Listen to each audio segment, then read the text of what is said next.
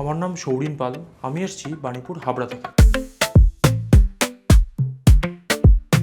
আমি যখন কলেজে পড়ি তখন আমি ওয়েভারস ওয়েভ একাডেমির কথা জানতে পারি আমার এক বন্ধুর কাছ থেকে। এখানে এসে আমার খুব ভালো লেগেছিল যে কোনো লাইভ প্রজেক্টে কীভাবে কাজ করা হয়, কীরকম ডিজাইন করলে ভালো লাগবে সেটা, ঠিক আছে, বা এখন মার্কেটে কীরকম চলছে ডিজাইনটা, সমস্ত বিষয় আমাকে এখান থেকে গাইড দেওয়া হয়।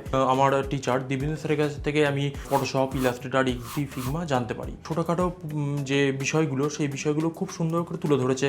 বা আমি কোনো ডিজাইন করেছি সেই ডিজাইনটা অন্য ক্লাসের যে অন্য ছেলেমেয়েদের রয়েছে তাদের থেকেও জানতে চাইছি যে এই ডিজাইনে কীভাবে অন্যান্যভাবে ভালো করা যেতে পারে।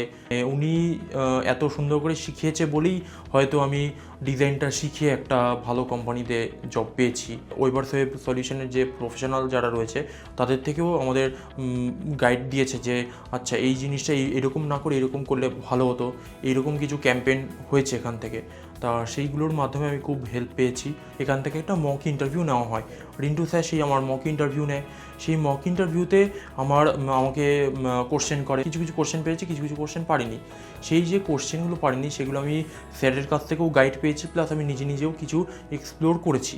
এইগুলো ক্লিয়ার করার পরেই একটা ইন্টারভিউ দিয়ে সেই কোম্পানিতে আমি সিলেক্ট হয়েছি। সিলেক্ট হয়ে এই 1 সপ্তাহ যাবৎ সেইখানে জব করছি।